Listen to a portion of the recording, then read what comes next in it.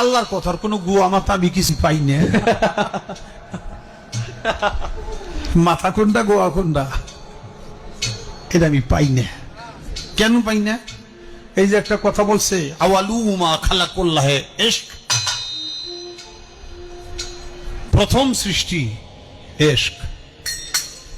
আওয়ালুমা খালাকুল্লাহে মিন নূরি, নূর, প্রথম সৃষ্টি নূর।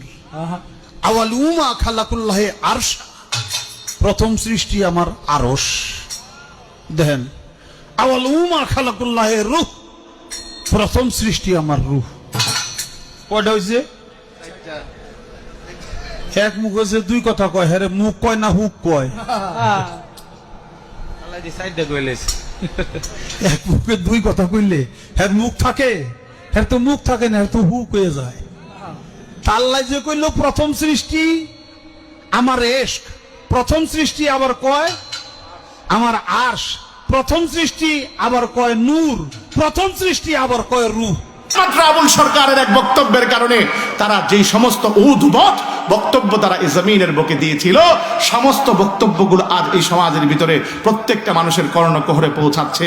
ও ইমানদার, মনে রাখতে হবে, সে যেই হোক না কেন, সে যদি আমার আত্মীয় হয়, আবুল সরকার নয়, যত বাউলগুলো আছে তারা যদি আমার আত্মীয় হয়, কিন্তু আল্লাহর বিচারের মানদণ্ডে যদি তারা আসামি হয়ে থাকে, খোদার কসম তাদের সম্পর্কে, তাদের সাথে আমাদের কোনো ধরনের সম্পর্ক থাকতে পারে না। একটু জোরে বলেন ঠিক কিনা? আরো জোরে বলতে হবে ঠিক কিনা? ও মুসলমান, মনে রাখতে হবে, আমার আল্লাহর উপরে, আমার নবীর ভালোবাসার উপরে পৃথিবীর কোনো ভালোবাসা চলতে পারে না। আমার কোরআনের উপরে, আমার বাইতুল্লাহর উপরে পৃথিবীর কোনো ভালোবাসা চলতে পারে না। কাজে একটা কথাই বলতে চাই, সেই কথাটুকুন হলো, এমন এক নাফরমান, এমন এক মুরতাদ যে এমনি করে মুসলমান, এমনি করে নাম নিজের মধ্যে ধারণ করে সেই কথাটুকুন বলেছে আল্লাহর ব্যাপারে, যে ফাহিশ মন্তব্য করেছে। আজ সেই ফাহিশ মন্তব্যটা আপনাদের সামনে আমি উল্লেখ করার মতো সেই ভাষাটাও আমি রাখি না। তবে যেই কথাটা বলতে চাই, আজ তার সপক্ষে তাকে গ্রেফতার করা হয়েছে। আমি ধন্যবাদ জানাই আমার মানিকগঞ্জের সিংগাইরের প্রশাসনকে, অন্ততপক্ষে তারা এই কল্যাণকর কাজটাকে করেছে। আপাম জনতার তাদের মনের ভিতরে শান্তি জুগিয়েছে। আমি যেই কথাটা আমি তাদেরকে জানান দিতে চাই, আজ তার পাশে দাঁড়িয়ে বাংলাদেশের কিছু আউল আর বাউল আর ফাউল আর এমনি করে আমার দেশের নাস্তিক মোরতাদগুলো শুধু এতটুকু না, তাদের জামাতে আজ শরিক হয়েছে সিন্নি দাড়ি মুখ বক্তা। কথা কন নাকি? তারা সিন্নির পাগল। এদেশে আসলে প্রকৃতপক্ষে পরিচয় এদের সুন্নি, কিন্তু ওরা প্রকৃতপক্ষে সুন্নি না, বরং ওরা হলো সুন্নি, সুন্নি না বরঞ্চ সিন্নির পাগল। ওই সমস্ত আউল আর বাউল ওরাও মূলত মাথার মধ্যে টুপি লাগায়, গায়ে জম্বা লাগায়, জুব্বা লাগায়, আবুল সরকারের মতো ওরা স্টেজে উঠে গান গায়। আমরা বলি আসলে মূলত ওরা আলোচক না, দ্বীনের দায়ী না, এরা হলো প্রকৃতপক্ষে শয়তানের প্রতিনিধি। আরো জোরে বলতে হবে ঠিক কিনা? বড় ব্যথা পেয়েছি যারা আজ বর্তমানে মূর্খ, বোঝে না, দিন সম্পর্কে যারা জানে না, তারা যদি অন্তত পক্ষে বলতো যে আবুল সরকারের এই বিষয়টার ব্যাপারে আমরা বুঝি না, না জানি না, এজন্য আমরা বললাম। কিন্তু আল্লাহর বিরুদ্ধে এত কণ্ঠ মন্তব্য করবার পরও তার সপক্ষে যারা দাঁড়ায়, খোদার কসম বুঝতে পারলাম তারা মুসলমান নাম দিতে পারে, তারা হুজুর হতে পারে, তারা হুজুরের রূপ ধারণ করতে পারে। প্রকৃতপক্ষে তারা হুজুর না, তারা হলো শয়তানের দালাল। ঠিক কিনা বলো মুসলমান? আমার বন্ধুরা, আমার ভাইয়েরা, আমাদের দেশের এমনি করে আলাউদ্দিন জিহাদি, ওর নাম বলে জিহাদি, শয়তান কোনাকার। ও হলো মনে করেন আরো এমন উদ্ভট নকশবন্দি যে আলেম ওলামাদেরকে গালমন্দ করে উদ্ভট কিছু বক্তব্য প্রদান করে। আমি যেই কথাটা আপনাদের কাছে বলতে চাই, শুধু এতটুকু না, তাদের এমনি করে এই বাউল শিল্পীগণ, তাদের অবস্থা হলো, তারা যাকে অনুসরণ করে, যার নাম হলো লালন শাহ। ওই লালন শাহী, আমার এই দেশের ভিতরে এক সময় আমার বৃদ্ধ বাবারা এই লালন শাহীর প্রতি অধিক ঝোঁক ছিল, ভালোবাসা ছিল, এবং এদের তরিকতের যারা ছিল এই মারেফতপন্থী, তাদেরকে বড় ভালোবাসত এবং তাদেরকে অনেক সময় বড় পীরও ভাবত, অলিও ভাবত, অনেক বড় আবদাল পর্যন্ত ভাবত। তাদের কাছ থেকে সন্তানদেরকে এইভাবে করে করে বিভিন্ন ঝাড়ফুঁক করাতো, তাদের মনের এমনি করে অনেক বাসনা তাদের সামনে ব্যক্ত করত, দোয়া চাইতো। তবে আমি যেই কথাটা বলতে চাই, তাদের মূল যে ছিল লালন, সেই লালনের যেই এমনি করে আকিদা, সেই আকিদার ভিত্তিতে আমি যেই কথাটা বলি, এদের পরিপূর্ণ দলটাই ইমানের ওপরে নাই, মুসলমানিত্বে নাই।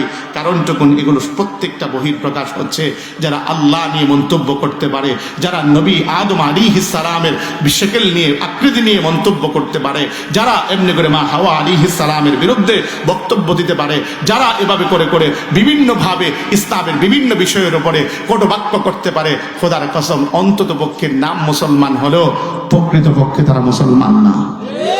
আমি ফরহাদ মাজহারকে একটা কথাই বলতে চাই, আপনি অনেক কথা বলেছেন গতকাল লাইভের ভিতরে এসে, সাংবাদিক সম্মেলনে এই কথা বলেছেন, এই দেশ জুলাই অভ্যুত্থানের ভিতরে এই দেশকে আজাদ করা হয়েছে, এই দেশে সকলকে মুক্তমনা থাকবার জন্য, মুক্তমনা বক্তব্য দেওয়ার জন্য, সকলের মত পেশ করার সকলের অধিকার রয়েছে। আমি বলি সকলের মত পেশ করার অধিকার এই দেশের প্রত্যেকটা জনগণের রয়েছে, কিন্তু আমার আল্লাহর বিরুদ্ধে যে কোনো অবস্থান নিয়ে কেউ মত পেশ করবে, খোদার কসম আমরা মুসলমান বেঁচে থাকতে তা হতে দেব না। জোরে কোন ঠিক কিনা? আরো জোরে বলেন ঠিক কিনা? অতএব ফরহাদ মাজহার সাহেব সাবধান হয়ে যান, বুড়া হয়েছেন, বয়স হয়েছে, চুল পাকছে, দাড়িও পাকছে।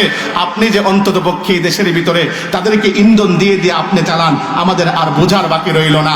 এতদিন তো চালাতো আমাদের এই সিংগাইরের, আমাদের মমতাজ বেগম বাউল শিল্পীদেরকে, তাদেরকে এইভাবে করে করে এমনি করে মধুর মেলা জমিয়ে এই দেশটাকে উশৃঙ্খল বিশৃঙ্খল করেছিল।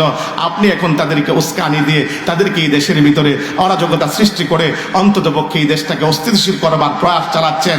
এই কথা বলতে চাই, সুলতানুল ওয়াইজিন আল্লামা খালিদ সাইফুল্লাহ আইয়ুবী আজকে দিনা বিবৃতি এটাই, আজ তিনি বলেছেন এই দেশে অন্তত পক্ষে এই আন্দোলনের পিছনের দাবানল অগ্নিশিখা মানিকগঞ্জের মাটি থেকে যেমনি ভাবে বিরোধী দল এভাবে দাঁড়িয়েছে, তারা যদি অন্তত পক্ষে রুখে না যায়, নিজেরা যদি এমনি করে থেমে না যায়, অন্তত পক্ষে এই সিংগাইরের মাটি থেকে প্রথমেই সেই আন্দোলনের ডাক আসবে, তাম বাংলা সেই আন্দোলনের সয়লাভ হবে। জোরে কোন ঠিক কিনা?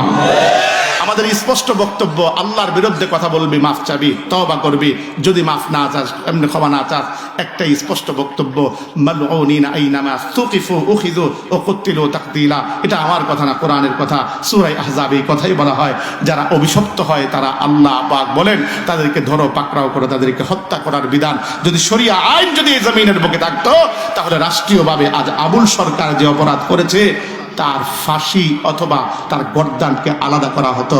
আমরা এই কথা বলি, আমরা তোদের ব্যাপারে কোনো বক্তব্য দিতে চাই না, এই জমিনে থাকো, আমাদের কোনো সমস্যা নাই, কিন্তু আমার আল্লাহ, আমার নবী, আমার কোরআন, আমার ইসলাম নিয়ে কোনো বক্তব্য দিলে খোদার কসম এই জমিন তোমাদের ভাগ্যে জুটবে না। আরে কথা বলেন না কেন? এই জমিন তোমাদের ভাগ্যে জুটবেন না। অতএব কথাটা কি আমি আপনাদের কাছে বলতে চাই, আমার আল্লাহর উপরে, আমার নবীর উপরে আমার আত্মীয় বড়? কথা বলেন না কেন? আমি মুসলমান, আমার আল্লাহর উপরে, আমার নবীর উপরে আমার আত্মীয় বড় হতে পারে না, আমার প্রতিবেশী বড় হতে পারে না, বরঞ্চ সর্বক্ষেত্রে আমার আল্লাহই বড়। ঠিক কিনা জোরে বলে? আমার বন্ধুরা, আমার ভাইয়েরা, এই জন্য আপনারা দালিলিক ভিত্তিতে কথাগুলো বিবেচনা করবেন। সে যে বক্তব্যগুলো দিয়েছে, আপনি মুসলমান হিসেবে তার বক্তব্যগুলো শুনবেন। যদি বক্তব্যগুলো শুনবার পরে আপনার ভিতরে অন্তত পক্ষে সেই বিবেক বিবেচনা থাকে, আপনি নিজে বলবেন না এটা অন্যায় বলেছে। অতএব অন্যায়ের সপক্ষে আমরা কোনোদিন থাকতে পারি না। কথা বলেন না কেন? আমরা ওলামায়ে কেরাম আমাদের শুধু শুধু শত্রুতা বাড়িয়ে লাভ নেই, আমরা দুশমনি বাড়াতে চাই না, বরঞ্চ আমরা আপোষ চাই, মানুষের সঙ্গে আমরা ভালো কিছু দেখতে চাই। আমাদের কথা স্পষ্ট এটা যে এমনি করে এই দুনিয়ার জমিনে বাংলার মাটিতে যারাই কোরআনের সপক্ষে থাকবে আমরা তার সপক্ষে আছি, কোরআনের বিপক্ষে যে দাঁড়াবে তার সঙ্গে আমরা নাই। ঠিক কিনা জোরে বলেন? আরো জোরে বলতে হবে ঠিক কিনা আমার ভাই, আমার বন্ধু, আমার ভাই। যে কথাটা আপনাদের মাঝে বলতে চাই, আমার আল্লাহ বলেন, আমার আল্লাহ এই কথা বললেন, এ ও হাবিব শুনেন, আপনাকে এমন উম্মত দিলাম যে উম্মতের সামনে, আপনার উম্মতের সামনে কোনো বেঈমান আপনার বিরুদ্ধে কথা বললে মুখ বুঝে থাকবে না, উম্মত তাদেরকে সাইজ করে ফেলবে। আমার ভাই, আমার আল্লাহ এবার কাউসারের ব্যাখ্যা, এই দ্বিতীয় নাম্বার ব্যাখ্যা হলো এটা। আমার ভাই, আমি আপনাদেরকে লম্বা চূড়া আলোচনার দিকে দিয়ে যেতে চাই না।